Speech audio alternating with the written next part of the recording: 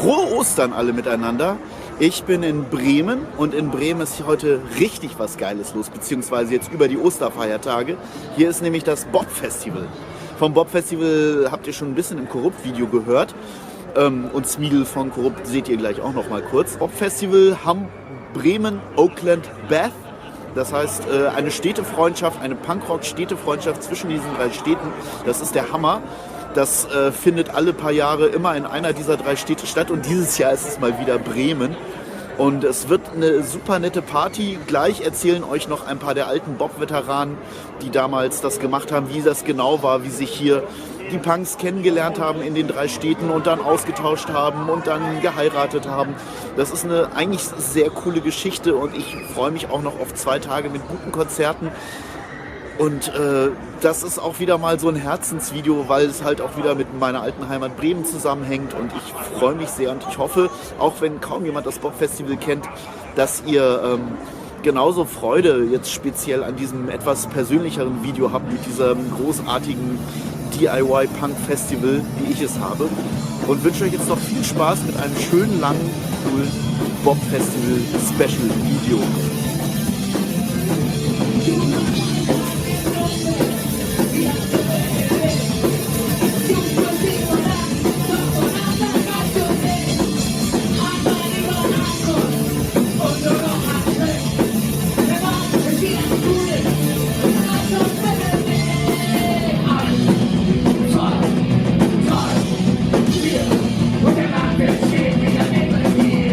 Hi, I'm John. I'm the singer with Seven Crowns from Bath, England. I am connected to Bremen because I misspent a lot of the 1990s in the early days here. I survived, and I'm here to play Bob Fest again with my band with 838. It was an old band I was in. But that, do you remember? Oh God, yeah, that was a time. Anyway, I'm tired. Okay, hi, I'm Kate. I'm from Oakland. I am one of the original pre-Bob friendship group that started all of this, and really excited to be here for almost 30 years that we've been doing this. No bands, just an organizer and a participant and auctioneer.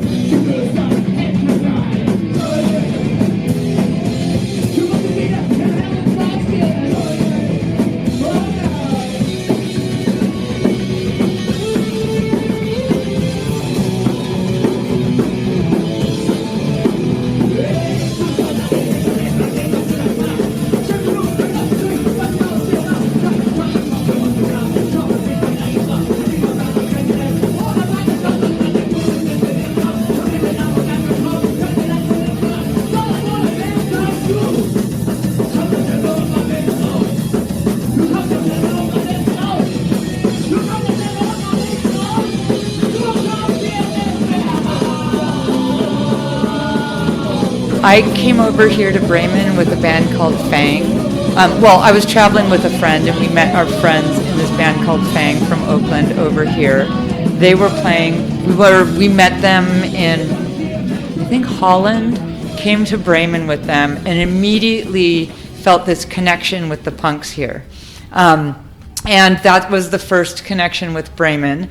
And then later on, we connected with Bath punks. I was in a band called Knucklehead. That was it. Knucklehead. And we toured with Iconochrist. Yep, which was an Oakland band. And touring with Iconochrist was Todd Kramer from Christ on Parade, who had just got married to Sylvia in Bremen and moved to Bremen. And he came when he was touring with Christ on Parade in 1988, because I was there with them that time. Yep. And then Todd, at the end of the tour with Iconochrist, said, "Come and visit me in Bremen, you fucker." So I came and visited Todd, and then I got lost and I stayed here for ages. I was only meant to visit. Yeah. And then the first Bremer that came to Oakland was Daniel Bastian from Bremen. Yeah, he came to visit in, I think, 88. He was the first one that came to Oakland. And so we all started visiting each other and traveling around and seeing each other. And then there was this moment at Pulteney Grove where there was a whole bunch of us had gone to Bremen. It was Orlando, me, Torsten, and then a whole group of us like Petra and Mark Stupi and all of these other people came over to Bath. And there was this massive party in this squat called Pulteney Grove in Bath. And the whole room was so full that we were just, this is how I remember it. So I don't know how accurate it is, but we were standing there.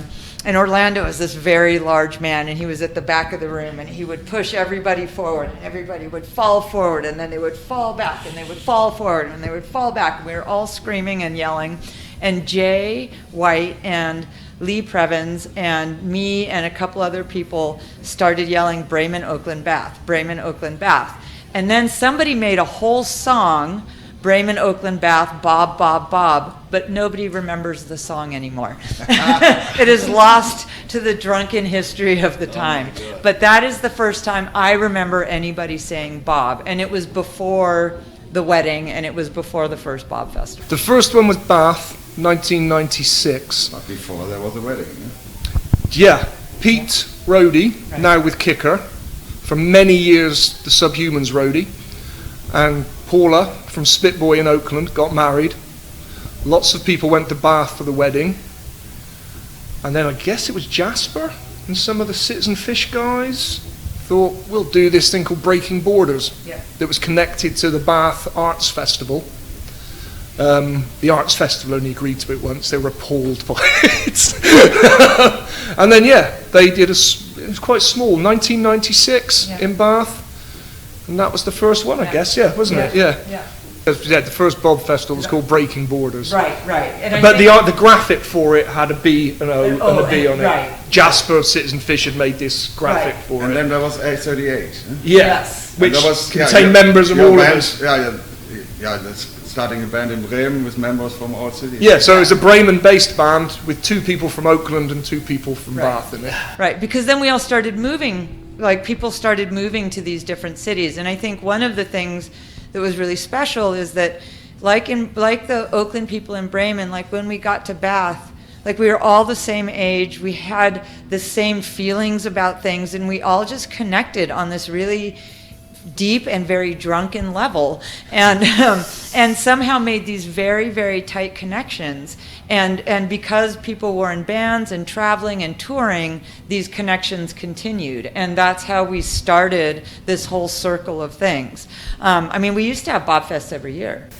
The first 3 years. Then they realized you'll drive yourself fucking crazy. Right. Well, and they were all here in Bremen. Because they were too hard to do in Oakland, and they were too hard to do in Bath. So started it. Right, and then it was too much. But we kept visiting each other, we kept traveling, we kept seeing each other, and that connection has been almost 30 years now. More than 30, really. Bobfest is almost 30, and so we've all been friends for 27, and so we've all been friends for 30 and more.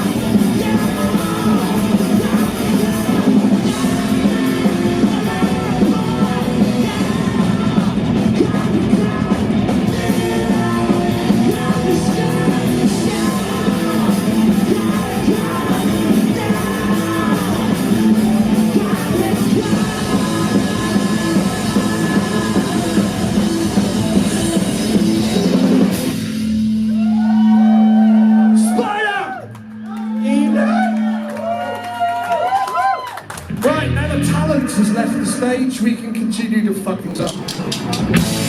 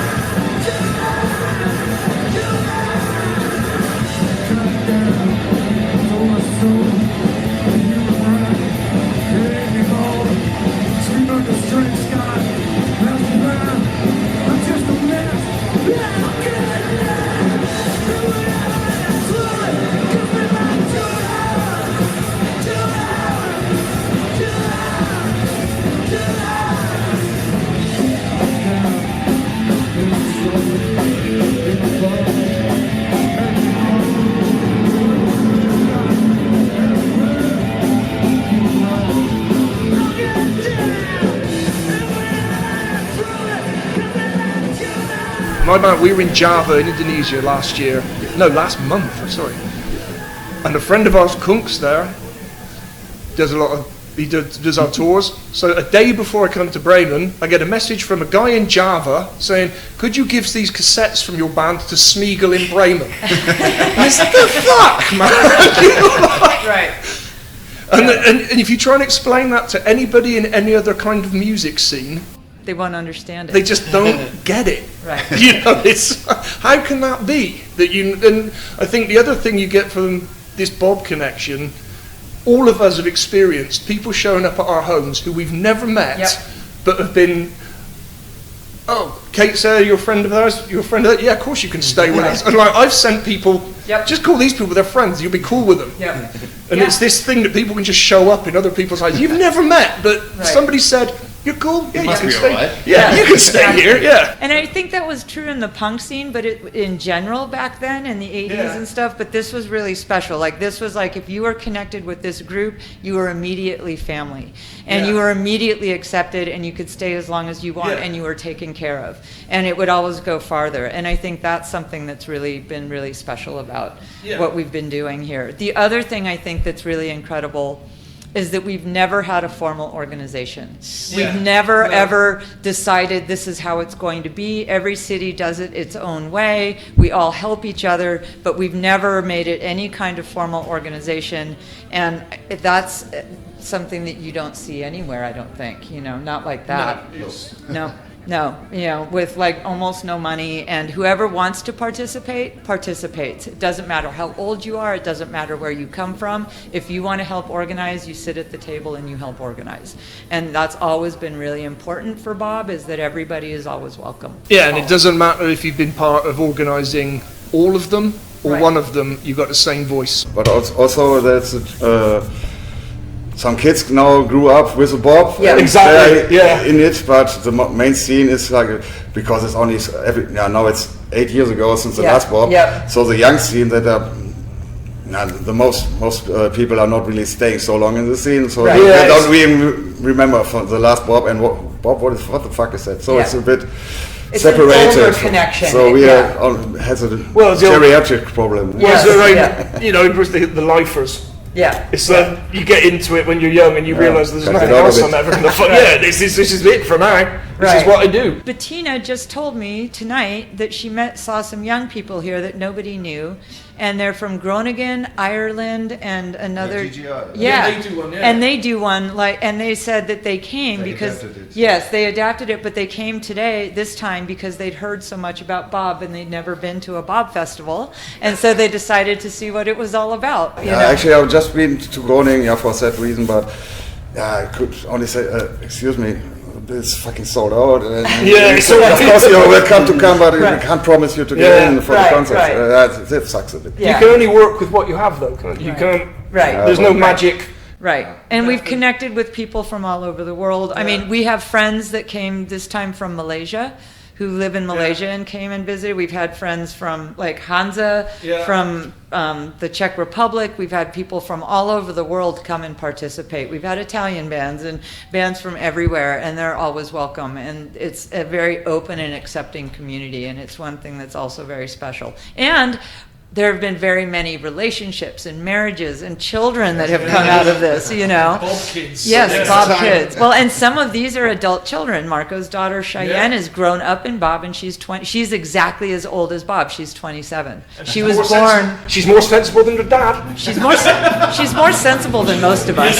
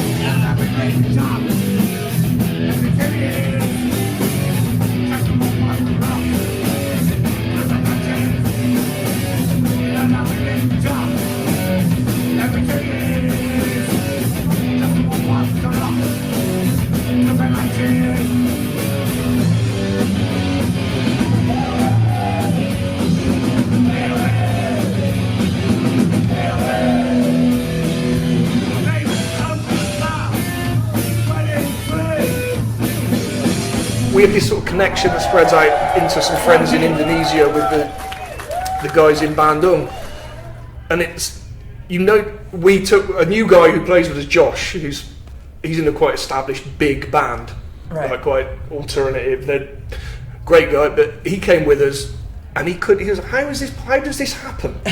How can you just we just email your friend in Java, and then you go up a mountain in the jungle and you play a gig. Right. And but there's no how can you just? There's no one from record companies involved. There's no labels involved. There's no. Right. Yeah, and it's great, right? Yeah. And he goes, he goes, I had more fun than anything I've ever done. Right. In other bands, you know.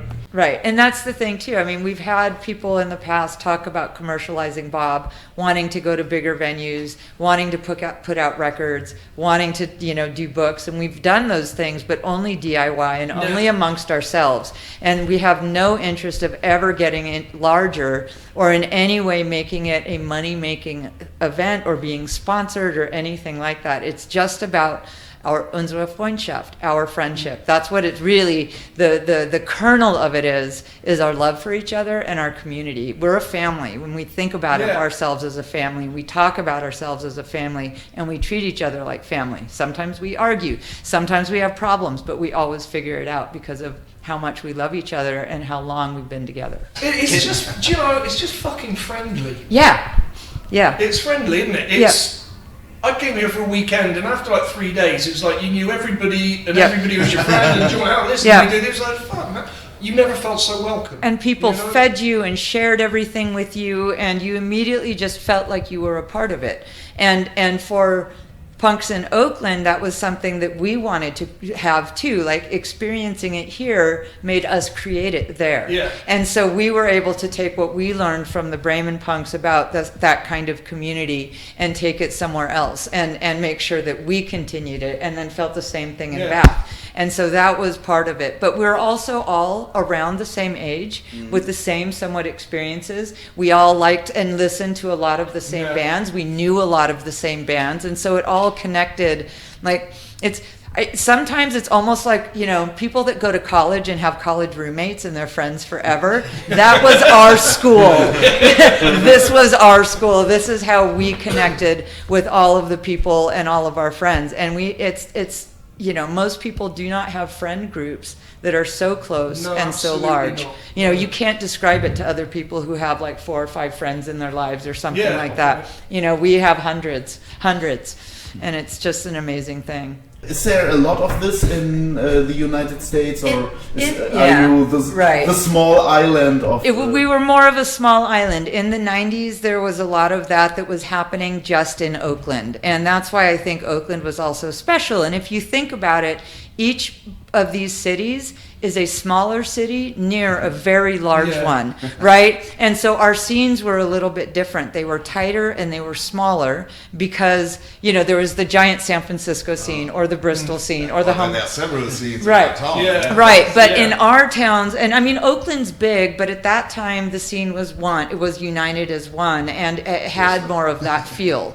And so I think that was part of it, is why we were able to connect so much, because we were all very like-minded already, and then we found people that were like us. But then we also learned a lot, especially I think from Bremen, and brought that back, and that changed the Oakland scene completely. And that's why people from all over the world and all over the United States started moving to Oakland for that. You know, so I mean, it shifted. America also had the issue, you could never really have a squatting culture in America. Right, we never had a squat culture. You could always do in Germany till quite recently pretty well, and you could in Britain till the 80s, but pretty complicated. It's gone now, but those are through the 80s. In Britain it was easier for a while, So, you know.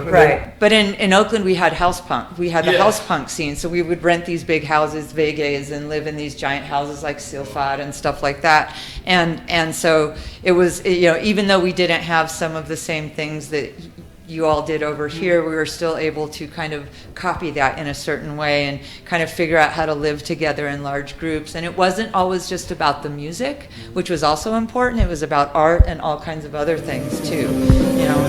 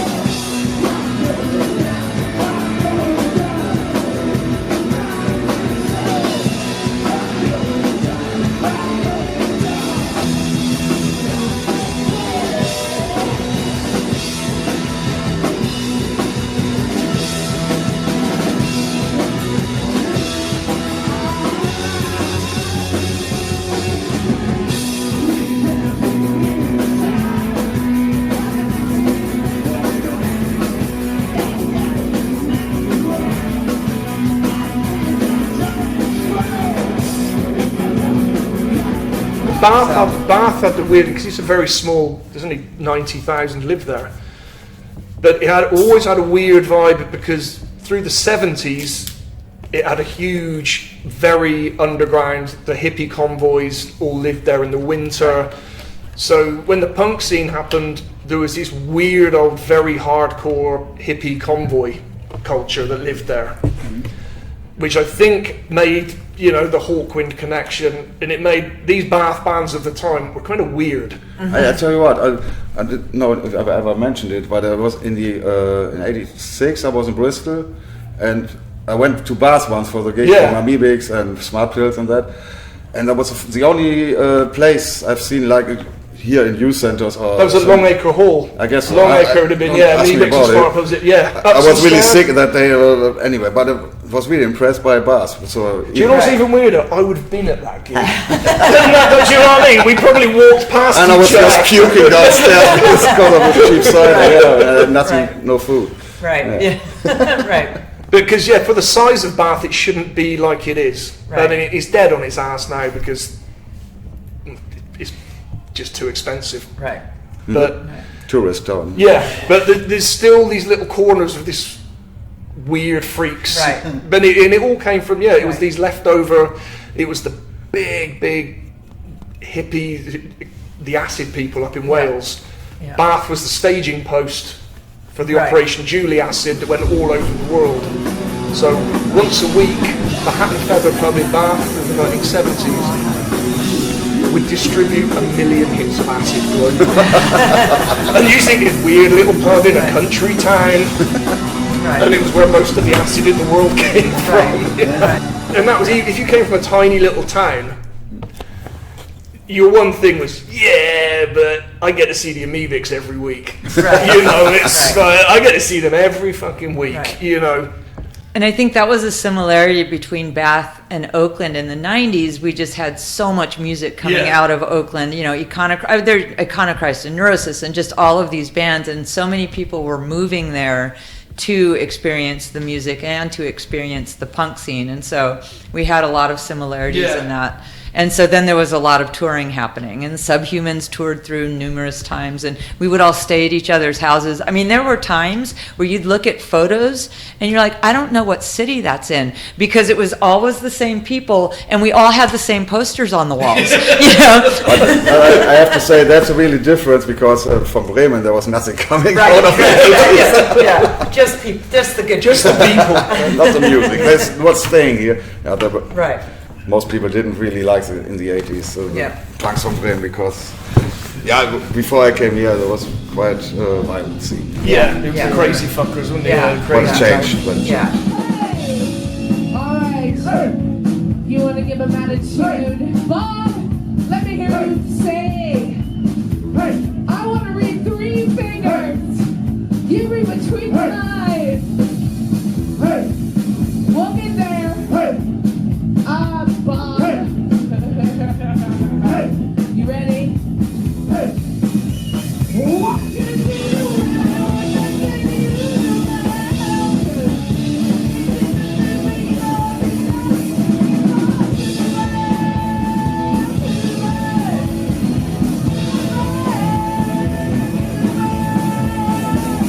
The bird.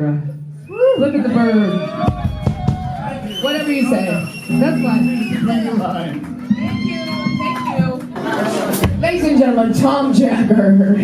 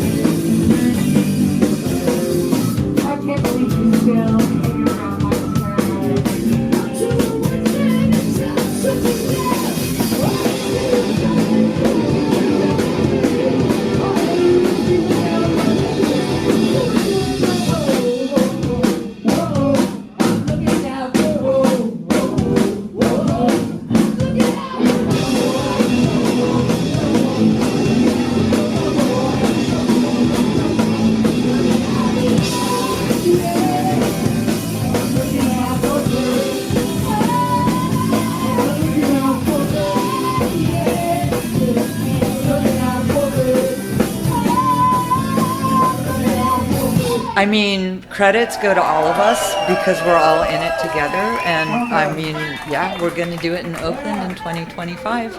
So we're not stopping, you know, and hopefully we'll just, you know, continue as long as people want to do it. I mean, I think that's the thing.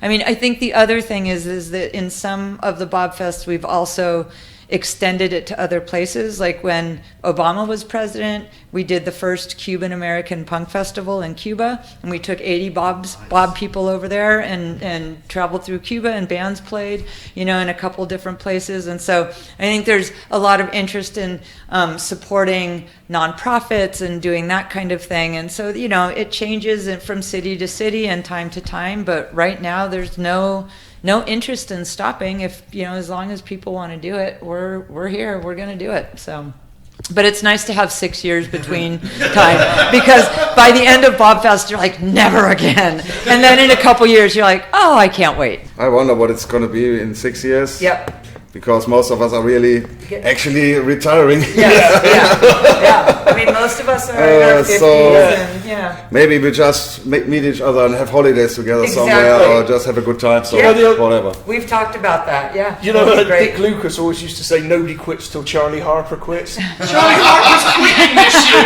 Oh fuck! Subhuman. The UK Subs are splitting this year. Charlie's like, well, he's pushing 80. Right. He's 79. Right. I think he's put his shift in. Okay. Right. Charlie Harper's done enough gigs. Bless the guy. Right. But I don't think the connection will ever end. I think that's the thing, is that part will never end. However we decide to do things, and in whatever way we do it. I mean, sometimes we just travel and visit each other, and that's okay too. And so, you know, the love and the community and the friendship will not change. And how the rest of it happens will, you know, it's like all of it, who knows, but we'll figure something out. Maybe new generation takes over. That's what I'd like to. I would like to see. I would love to see the Bob Fest with nobody in a band over the age of 25. Yeah. And I tell you what, all the young people staying here this weekend will say, "What the hell? I want something like that." Yeah, exactly. Yeah. And I would love to see more bands with women and people of color and trans, and just really kind of shift some of that, you know, from more of the traditional punk rock, mostly male-centered bands.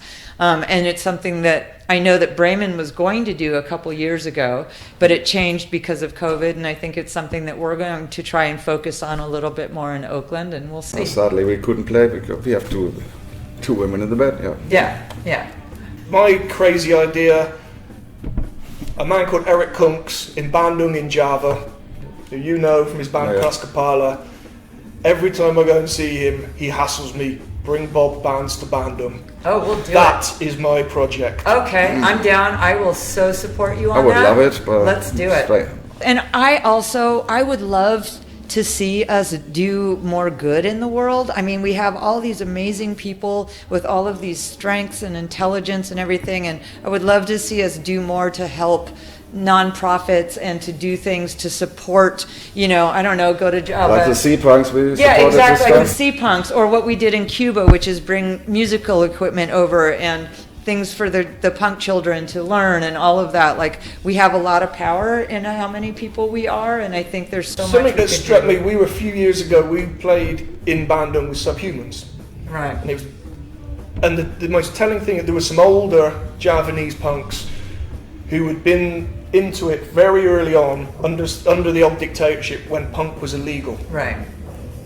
So they'd get these cassettes from guys in Australia or whatnot of the day the country died, and these older punks were like, who had these tapes they could have been arrested for, were like, I cannot believe Subhumans are playing in my town. Right. If you told me that when I was 17, you're crazy. Right. This can't happen.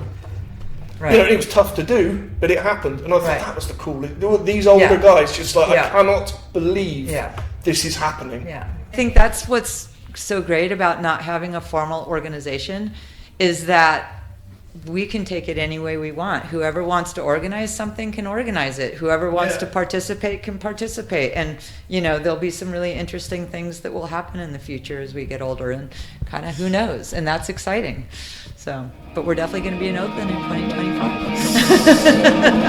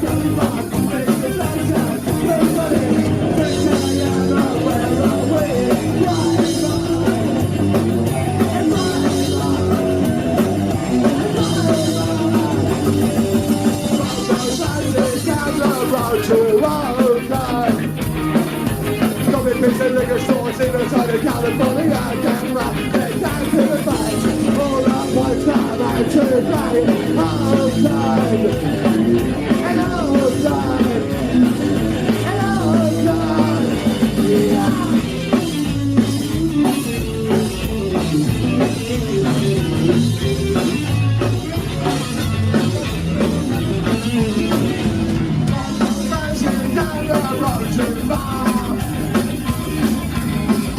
The West Country Moonshiners and the grass is green. I reckon it's the other way round.